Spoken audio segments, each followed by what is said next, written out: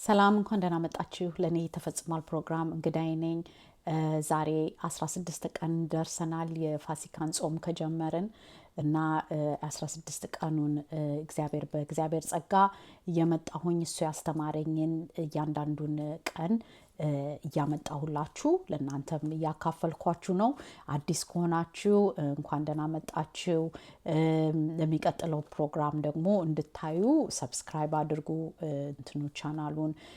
ከዛ ምልክቷን ስትነኳት የኖቲፊኬሽን በተኗን ስትነኳት እኔ በማወጣበት ጊዜ ቪዲዮውን ይልክላችኋል ማሳሰቢያ ማለት ነው። እና በዚህ አብረን እንበል። ከጠቀማችሁ ደግሞ አስተላልፉት መልእክቱን ብዬ ልጋብዛችሁ ፈልጋለሁ። እስከዛሬ ደግሞ አብራችሁኝ የምትማሩ የምታዳምጡ እግዚአብሔር ይባርካችሁ።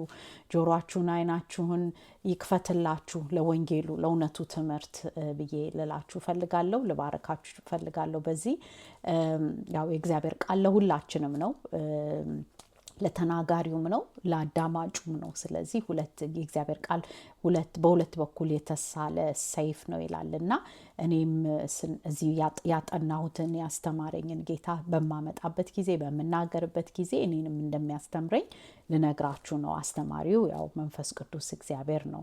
ስለዚህ አብረን እንማር ብዬ የምጋብዛችሁ ብዙ ጊዜ ለዚህ ነው።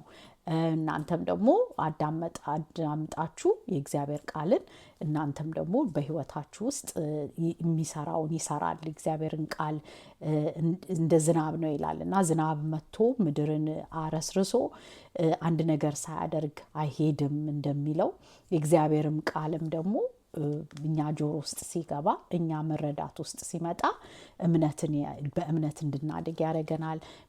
መተው ያለብንን ነገር እንተዋለን፣ ይገጽሰናል። በቃ እግዚአብሔር በቃ ይሄንን ተው እያለ ይመክረናል። ያው የእግዚአብሔር ቃል ምክርም ይሰጣል፣ ተግሳጽ ይሰጣል፣ ልባችንን ይመረምራል እና ለሱ ቃል ክፍት መሆን አለብን። ልባችንን ከፍተን እሱ የሚለንን መቀበል አለብን። እሱ የሚለንን ስንቀበል ለኛ ለራሳችን የማይሆነውን ያስወጣልናል፣ የሚሆነውን ደግሞ ይዘራብናል፣ ይተክልብናል።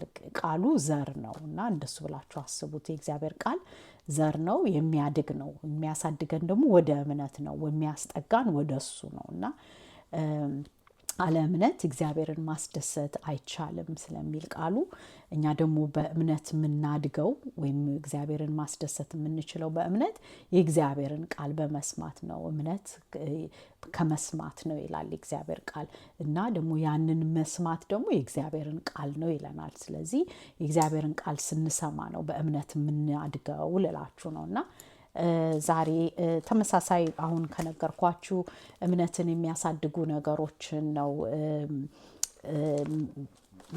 ርዕስ ነው የምንማረውና ለጢሞቴዎስ ጳውሎስ ምንድነው የሚለው?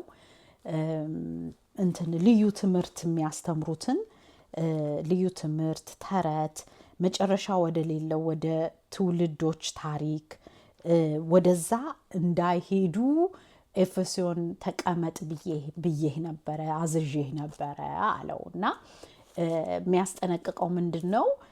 ጳውሎስ ያየው የተረዳው ነገር ምንድነው መሰላችሁ? በኤፌሶን ውስጥ ተረት አይነት በቃ የትውልድ ታሪክን መቁጠር፣ በዛ በቤተ መቅደስ ውስጥ ማስተማር፣ አንዳንድ ሰዎች የሚፈልጉት የነበረውን ነገር ይነግረናል። ለምሳሌ ተረት ነው፣ ተረት እንደነበረ ልዩ ትምህርት የወንጌል ወይም ስለ ኢየሱስ ክርስቶስ ሳይሆን ልዩ ትምህርት የሚያስተምሩ አሉ። ከክርስቶስ ወይም ከወንጌሉ ቃል ውጪ የሆነ ትምህርት ማለት ነው። እሱን የሚያስተምሩ አሉ፣ ተረት የሚያስተምሩ አሉ። እንደገና ደግሞ ስለ ትውልድ ታሪክ ይላል እና እነዚህ ነገር ተረቶችም ስለ ትውልድ ታሪክ ማንበቡ ማወቁ መልካም ሊሆን ይችላል። ግን በእግዚአብሔር ቤት ውስጥ ግን እኛ የእግዚአብሔርን ቃል ማዳመጥ ያለብን እምነትን የሚጨምርልን ነገር ነው ማዳመጥ ያለብን እና ጢሞቴዎስን እንደዚህ አይነት ነገሮች የሚያደርጉ ሰዎች አሉ፣ ከነዚህ ተጠንቀቅ። እነዚህ ከአስተማሪዎች ከበጎ ሕሊና በጎ ሕሊና ስለሌላቸው ነው ይህንን ትምህርት የሚያስተምሩት። በጎ ሕሊና ስለሌላቸው፣ እምነት ስለሌላቸው ብሎ ከንጹህ ልብ እንዳልሆነ ነው እዛ ምዕራፍ ላይ የሚነግራቸው እና የሚነግረው ለጳውሎስ ለጢሞቴዎስ የሚነግረው እነዚህ አስተማሪዎቹ ተረትን የሚያስተምሩ የትውልዶችን ታሪክ መጨረሻ የለውም ይላል እና እንትና ወለደ እያሉን ብንል ምንም መጨረሻ የለውም። እንደገና ተረትን ብናወራ እሱም ወደ እምነት ሰውን አያመጣም። አስቡት፣ እግዚአብሔር ቤት ሄደን ስለ አንዱ እንትናን ወለደ እንትና ብንል እና የትውልድን ታሪክ ብናዳምጥ ወይም ደግሞ ተረት ብናዳምጥ ምንም ይሄ ነገር ወደ እምነት ህዝቡን አያመጣም። እነሱ ማስተማር የሚፈልጉት እነዚህ አይነት ነገሮችን በጎ ሕሊና ስለሌላቸው ነው፣ እምነት ስለሌላቸው ነው፣ ፍቅር ለህዝቡ ስለሌላቸው ነው፣ ግብዞች ስለሆኑ ነው፣ አስመሳይ ስለሆኑ ነው። ፎቀቅ ይላሉ ከእውነተኛው ከወንጌሉ ከክርስቶስ ትምህርት ፎቀቅ ይላሉ እና ህግን ለማስተማርም ኢቭን አንዳንዶቹ ህግን ለማስተማርም ይሞክራሉ ይላል። ግን ህግ ግን ጽድቅን አያመጣም። ጽድቅ የሚመጣው ስናምን ነው፣ በእግዚአብሔር ልጅ በኢየሱስ ክርስቶስ ስናምን ነው ጽድቅ የምናገኘው። ገብቷችኋል? እግዚአብሔር ይቅርታ የሚያደርግልን ማለት ነው እና እነዚህ ሰዎች ግን የሰውን ጊዜ እንደሚያባክኑ ተረት በማውራት የትውልድን ታሪክ በማውራት ልዩ ትምህርቶች በማምጣት ሰውን ቢዚ ያደርጉታል። በዛ ላይ ደግሞ የሰውን ጊዜ እያቃጠሉ ነው። ህዝቡ ወደ እምነት አይመጣም እና ይሄ ፍቅር ስለሌላቸው ነው የሚለው እና እንደዚህ አይነቶቹ ሰዎች የእውነተኛውን ትምህርት አይፈልጉም፣ የክርስቶስ ትምህርትን አይፈልጉም፣ ወንጌልን አይፈልጉም፣ መስማትም አይፈልጉም ብሎ ያንን ነው የሚነግረው ለጢሞቴዎስ ማለት ነው። እነዚህ የሚያስተምሩ ሰዎች ደግሞ የህግ አስተማሪዎች ለመሆን በጣም ይፈልጋሉ። በቃ ህግን አስተማሪም ለመሆን ጉጉት አላቸው። ገብታችኋል? እና ግን በበጎ ሕሊና አይደለም። ህጉ ራሱ መልካም ነው ብሎ ይለዋል። መልካም ነው፣ ህግ መልካም ነው። ግን ህግ ጽድቅን አያመጣም። ህግ የመጣው ለማን ሰዎች ነው? በተለይ በጣም የሚጠቅመው ህግን መከተል ማለት ነው ለበደለኞች ይለዋል፣ ለማይታዘዙ፣ ለአመፀኞች፣ ለኃጢአተኞች፣ ቅድስና ለሌላቸው፣ ለርኩሳን፣ አባትና እናቱን ለሚገድሉ፣ ለነፍስ ገዳዮች፣ ለሴሰኞች፣ ከወንድም ጋር ለሚተኙ ሆሞሴክሹዋል የሆኑ ማለት ነው። በሰዎችም ለሚነግዱ፣ ለውሸታሞች፣ በውሸትም ለሚመሉ እና ወንጌል የሆነውን ደህና ትምህርት ለሚቃወሙ ነው ህግ የተሰጠው ይላል እና እነዚህ ሰዎች በውሸትና በተረት አድርገው መጨረሻ መግባት የሚፈልጉት ህግን ለማስተማር ነው። ግን ህግ ግን ብቻውን ጽድቅን አያመጣም። ከእግዚአብሔር ጋር አያስታርቀንም።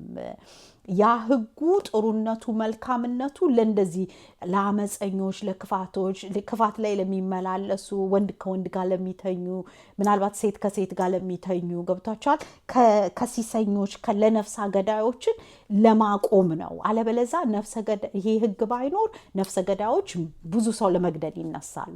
ገብቷቸዋል። አሁን ኢማጂን ፖሊስ ባይኖር፣ ህግ ባይኖር፣ አገሪቷ ህግ ባይኖር ሰው ለሰው ሊገዳደል ይችላል።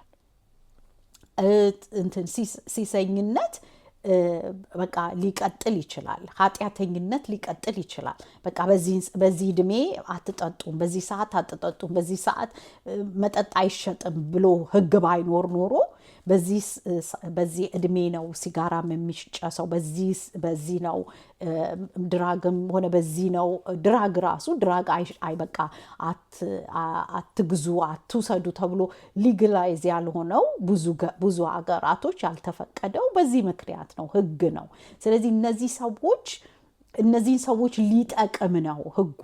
መልካምነቱ እነዚህ በቃ ራሳቸውን መግዛት ላቃታቸው እምነት ለሌላቸው ከእግዚአብሔር ጋር ላልታረቁ ሰዎች ነው መልካምነቱ ይላል። ገብታችኋል? ግን በእግዚአብሔር ልጅ አምነው ለጸደቁ ራሱ እምነቱ ሲመጣ ሕጉን እንድናረግ ነው የሚያደርገን። ገብታችኋል? በእግዚአብሔር ልጅ በኢየሱስ ክርስቶስ ስናምን ነፍሰ ገዳይ የነበርነው ራሱ አንገድልም፣ የምንጠላ የነበረው አንጠላም። ገብታችኋል? አመፀኛ የነበርነው አናምጽም። ሕጉ ፖሊስ ስለሚይዘኝ ሳይሆን ማልሰርቀው በቃ ውስጤ የእግዚአብሔር ፍቅር የኢየሱስ ክርስቶስ ፍቅር ውስጤ ስለገባ አልሰርቅም፣ አልዋሽም። ገብታችኋል? ኢቭን መንፈሱ ኃይሉ እኔ ላይ መጣና እንዳልሰርቅ ያደርገኛል። ያንን ነገር እንዳላደርገው ያደርገኛል። ኃጢአትን እምቢ እንድል ያደርገኛል። ገብታችኋል? ጸጋው ይበዛልኛል። እምነት ሲመጣ ደግሞ ጸጋ የእግዚአብሔርን ኃይል ይዞልን ይመጣል። ስለዚህ እኛ ብቻችንን አይደለም የምንታገለው እንዳላመኑ ሰዎች ማለት ነው፣ ወይም በእግዚአብሔር ልጅ አምነው ባልጸደቁና ጸጋው እንደማይደግፋቸው ሰዎች አንሆንም። ገብታችኋል? ስለዚህ ሕጉ ራሱ የሚጠቅመው በጣም መልካምነቱ ለነዚህ ለበደለኞቹ ነው። እና ያ ምንድነው ያ ጽድቅ አለ እምነት እግዚአብሔርን ደግሞ ማስደሰት አይቻልም። አለ ጽድቅ ደግሞ የምናገኘው እግዚአብሔርን ስናምን ነው፣ እግዚአብሔርን ልጅ ስናምን ነው። ገብቷችኋል? የምንታረቀው ከዛ ከተታረቅን በኋላ ነው ሕጉን መፈጸም የምንችልበትን ጸጋ ያበዛልናል። እሱን ኃይሉን ይሰጠናል ማለት ነው። እና እነዛ ሰዎች ግን የእውነተኛው ትምህርት ወንጌል እንዳይሰበክ ጊዜ የሚያቃጥሉት በተረቶች በማውራት ስለ ትውልድ ታሪክ በማውራት ጊዜ የሚያቃጥሉት እነሱ በጎ ሕሊና ስለሌላቸው ነው። እምነት ራሳቸው እምነት ስለሌላቸው ነው። ራሳቸው ፍቅር ስለሌላቸው ነው። ግብዞች ስለሆኑ ነው። ትክክለኛው ፍቅር ስለሌላቸው ነው ብሎ ይነግረናል። እሺ ደግሞ እነዚህን ደግሞ ይጠቅሳል ጳውሎስ እንደገና እነዚህን ተረቶች ብንማር የተለያየ ትምህርቶች ምናምን ስለ ትውልድ ታሪክ ብንማር መጨረሻ ምንድን ነው የሚያደርገው አለ? ክርክርን ነው የሚያመጣው፣ ወደ እምነት አያመጣም። የአንዱ ትውልድ ወለደ ሲባል ይሄ እንደዚህ ነው፣ የኔ ትውልድ ይበልጣል፣ ያንተ ዘር አይበልጥም፣ የኔ ዘር ነው የሚበልጠው ምናምን እየተባለ ሰው እንዲፎካከርና ክርክር ያመጣል ነው። ገብቷችኋል? አሁን እንደ ፖለቲካ ማለት ነው። ፖለቲካ ሰው ካወራ በፖለቲካ ውስጥ እንደሚከራከረው ማለት ነው። የእግዚአብሔር ልጅ ግን ወንጌል ግን የሚነግረን የእግዚአብሔር ቃል ሲመጣ ግን ሰላም ነው የሚሰጠን። ሊያለያየን ሳይሆን ሰላሙን ይዞ ነው የሚመጣው። ገብቷችኋል? ሁላችንም አንድ ላይ ያደርገን የሚፈልግ የፍቅር ቃል ነው የሚመጣው እንጂ ክርክር ይዞ የሚያመጣ አይደለም። ስለዚህ ከነዚህ ክርክር ከሚያመጡ ትምህርቶች መራቅ እንዳለብን ነው የሚናገረው ጳውሎስ እዛ ላይ። እና አሁን ታሪኩን ደግሞ የራሱንም ደግሞ ያወራልናል እዛ ጋር ለአገልግሎቱ ቁጥር 12 ላይ ለአገልግሎቱ ሾመኝ፣ ታማኝ አድርጎ ስለቆጠረኝ ኃይል የሰጠኝ ክርስቶስ ኢየሱስ ክርስቶስ ጌታችንን አመሰግናለሁ ይልና አስቀድሞ ታሪኩን ነው የሚነግረው ጳውሎስ። አስቀድሞ ተሳዳቢ ነበርኩ፣ አሳዳጅ ነበርኩ፣ አንገላችም ነበርኩኝ አለ። ይሄ ሁሉ ግን የማደርገው የነበረው ሳላውቅ፣ የእግዚአብሔርን ፈቃድ ሳያቅ፣ የእውነቱን ወንጌል ሳያቅ ነበረ የሚሳደበው፣ አሳዳጅ የነበረው፣ አንገላች የነበረው እና ሳላቅ አለ ባለማመን ስላደረግኩት ምሕረትን አገኘው። የማያቅ ሰው የእግዚአብሔርን ፈቃድና የእግዚአብሔርን ቃል ወንጌሉን የሰላሙን ወንጌል ካላወቀ ሰው አሳዳጅ፣ ተሳዳቢ፣ አንገላች ነው የሚያደርገው ሰውን። ገብቷችኋል? እና ይህንን ባለማወቄ ግን አለ ሳላቅ እና ባለማመኔ ነው ይህንን የማደርግ የነበረው። ግን ከክርስቶስ ግን ምሕረትን አገኘሁኝ። ይህንን ምሕረት ያገኘሁትን ተመስገን ብሎ ጌታ ኢየሱስ ክርስቶስን ነው የሚያመሰግነው። እሱ ስለታየው እሱ ወደ ደማስቆ በሚሄድበት ጊዜ እንደገና ሊያስገድል ሰውን የክርስቶስን ተከታዮች ሊያስገድል ሲሄድ ነው ጌታ ኢየሱስ ክርስቶስ የተገለጠለትና እሱን የቀየረው አይነ ስውር አድርጎት በኋላ ከዛ እንትን አይኑን አበራለት። ከዛ በኋላ ጭራሽ የወንጌል የሱ መስካሪ ሆኖ ሐዋርያት ሆኖ ተጠራ ማለት ነው። እና ራሱ እኔ በጣም ብዙ ኃጢአት የምሰራ የነበርኩኝ ነኝ ብሎ ስለ ራሱ ይነግረናል። እንደዚህ አለ፣ ኃጢአተኞችን ሊያድን ክርስቶስ ኢየሱስ ወደ ዓለም መጣ የሚለው ቃል የታመነና ሁሉ እንዲቀበሉት የተገባ ነው። አያችሁ፣ ኃጢአተኞችን ሊያድን፣ ጳውሎስን ሊያድን፣ እኛን ሊያድን የመጣው ኢየሱስ ክርስቶስን ማወቅ፣ የሱን ቃል የሚለውን ማወቅና ማመን የተገባ ነው የሚለን። ገብታችኋል? እሱን ቃሉን ካላወቅን ወይም ካላመን ነው፣ እሱን ቃሉን የሰጠንን ካላመን ነው ኃጢአታችንን ሊሰረይልን አይችልም። ስለዚህ ይሄ ተገቢ ትምህርት ነው የሚለው። ከኃጢአተኞችም ዋና እኔ ነኝ አለ ጳውሎስ። ከኃጢአተኞቹ ዋናው እኔ ነበርኩ ብሎ የሚለው አሳዳጅ ስለነበረ፣ ተሳዳቢ ስለነበረ፣ አንገላች ስለነበረ የክርስቶስን ተከታዮች በሙሉ እንደዛ ያደርግ ነበር። ያንን የሚያደርገው የእግዚአብሔርን ፈቃድ ስለማያውቅ፣ ወንጌልን ስለማያውቅ፣ ኢየሱስ ክርስቶስን ስለማያውቅ ስላላመነ ነበረ። ገብቷችኋል? እንዲህ የሚያደርገውና ከዛ ምን አለ?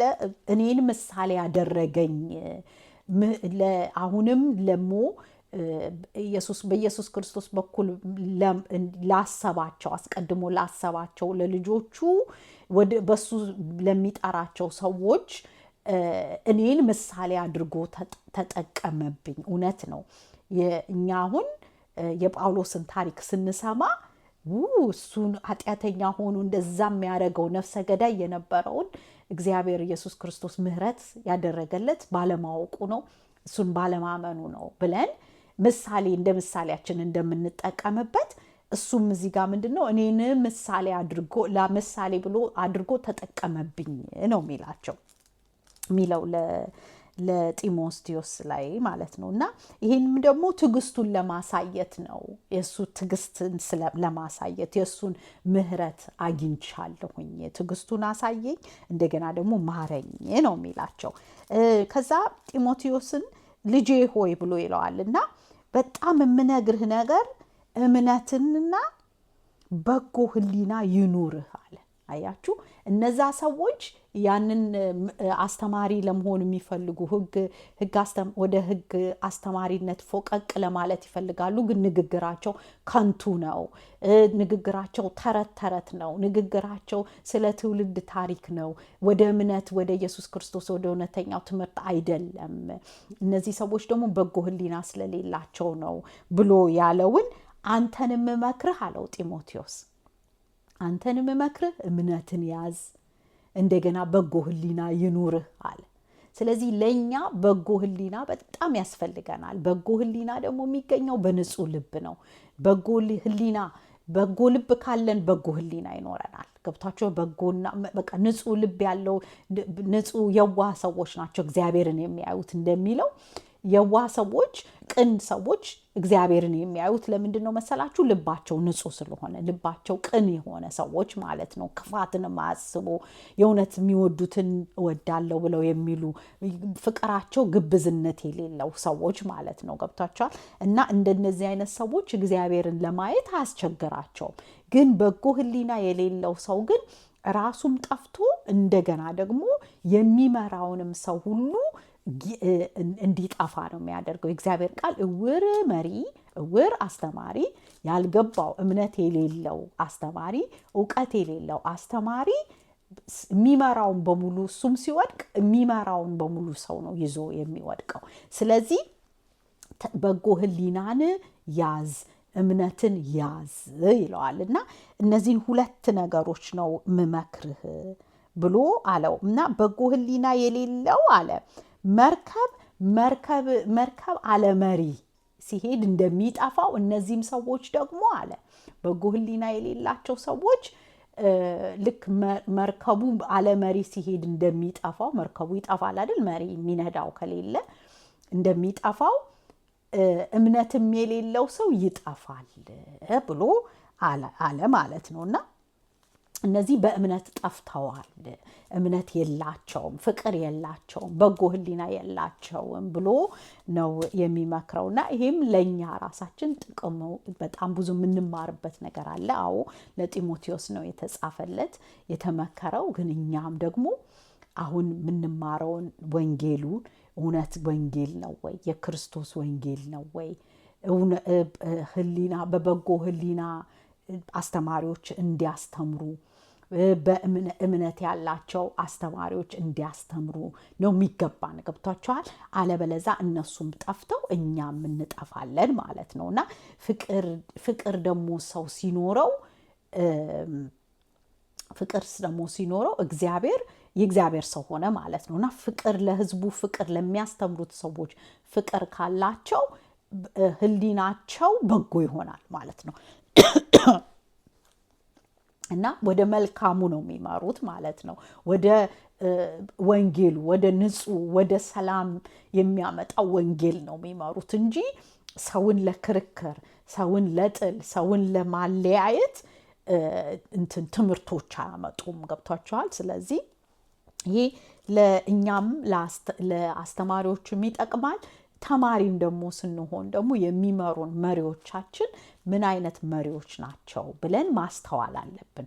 የእውነት የእግዚአብሔርን ቃል ነው የሚያስተምሩን ወይስ ደግሞ ተረታ ተረት ነው የሚያስተምሩን? ወይስ ደግሞ ስለ ትውልድ ታሪክ ነው የሚያወሩን? ወይስ ደግሞ የእውነቱን ወንጌል ነው የሚያወሩን እና የሚያስተምሩን? እና ስለተለያየ ትምህርቶች የሚያስተምሯችሁን ተጠንቀቁ ይለናል እግዚአብሔር ቃል ዛሬ። ግብዝነት የሌለው ፍቅር፣ መልካም በጎ ሕሊና የሚሰጠንን ትምህርቶች ነው መከታተል ያለብን እና በጎ ሕሊና፣ እምነት፣ ፍቅር አስፈላጊ ናቸው ለእኛ ለህይወታችን፣ ለክርስትና ህይወታችን ልላችሁ ነው። እና ይሄ ነው ዛሬ እግዚአብሔር ያስተማረኝ እና በጸሎት ደግሞ የሚቀጥለው እሁድ አብረን እንጸልይበታለን። እግዚአብሔር በጎ ሕሊና ያላቸውን አስተማሪዎች እንዲልክልን። በቃ መከሩ ብዙ ነው ይላልና ህዝቡ ብዙ ነው፣ መማር ያለበት ህዝብ በጣም ብዙ ነው በዓለም ላይ እና በቤተ ክርስቲያናችን ውስጥ ብዙ መማር የእግዚአብሔርን ወንጌል የዘላለሙን የሰላሙን ፍቅር ያለውን ወንጌል መማር ያለበት ሰው በጣም ብዙ ነው። መከሩ በጣም ብዙ ነው ብሎናል የእግዚአብሔር ቃል። ሰው መማር ያለበት መዓት ነው ይለናል። ግን የመከሩን ጌታ ይላል ማለት እግዚአብሔርን ጠይቁት፣ ለመከሩ ሰራተኞች እንዲልክ፣ አስተማሪዎች እንዲልክ፣ በጎ ሕሊና ያላቸው፣ እምነት ያላቸው፣ ፍቅር ያላቸው፣ የእግዚአብሔር እውቀት ያላቸውን አስተማሪዎች እግዚአብሔር በምድራችን ውስጥ ያብዛልን። ተረት የማያወሩን፣ የትውልድ ታሪክ እያወሩ ጊዜያችንን የማያቃጥሉ እነዚህ መልካም የሆኑ አስተማሪዎችን እግዚአብሔር በእያንዳንዱ በቤተ ክርስቲያን ውስጥ በምድራችን ውስጥ ያብዛ። በቃ ይህንን ጠይቁ ብሎናል ጌታ ኢየሱስና ይህንን እንድንጠይቅ የእግዚአብሔር ቃል ያዘናል። ይህንን እንድንጸልይ በየቤተ ክርስቲያን ውስጥ ወንጌልን የሚቀያይጡ ተረትንና ወንጌልን ሳይሆን በቃ ንጹሐን የሰላሙን ክርክር የማያመጣው ጥል የማያመጣውን ወንጌል ሁላችንም ብንሰበክ ህብረት ነው የሚያመጣልን፣ ፍቅር ነው የሚያመጣልን እና ለህሊናችንም መልካም ነውና በጎ ሕሊና ያላቸው፣ ፍቅር ያላቸውን፣ እምነት ያላቸውን፣ የእግዚአብሔር ቃል እውቀት ያላቸውን ሰዎች እግዚአብሔር ምድራችን ውስጥ ያብዛልን በጌታ በኢየሱስ ክርስቶስ ስም። ይሄ ጸሎት ይሁንና ይወሰድልን አባታችን። ይሄንን ሰዎችን በቃ መከሩ ብዙ ነው፣ መማር ያለብን ኢትዮጵያኖች በጣም ብዙ ነን። ብዙ ምን ማወቅ ያለብን የእግዚአብሔር ቃል አለና አለማወቃችንን ይቅርበል፣ ማወቅ አለመፈለጋችንን ይቅርበል ጌታ ኢየሱስ። በቃ ወደ ጽድቁ መንገድ የሚያስኬደንን የሚያስታርቀንን ከእግዚአብሔር አብ ጋር የሚያስታርቀንን በኢየሱስ ክርስቶስ የተሰጠንን ቃል ይዘን ነው እችን ምድር ወይም ሰይጣንን ማሸነፍ የራሳችንንም ስጋ ማሸነፍ የምንችለው ጸጋም የሚበዛልን እና ወደ እምነት የሚያስመጡትን ትምህርቶች በምድራችን ውስጥ አብዛልን ብለን እንላለን። ጌታ ኢየሱስ ይህንን ነው የምንፈልገው። ይህ እንዲበዛ ነው የምንፈልገው። አስተማሪዎችን አስነሳ፣ ያንተ የብርሃን ልጆችን አብዛልን ብለን ለመንን። ይህንንም በጸሎት እንጸልያለን። በጌታ በኢየሱስ ክርስቶስ ስም ተለመነን፣ ለመንህ። አሜን።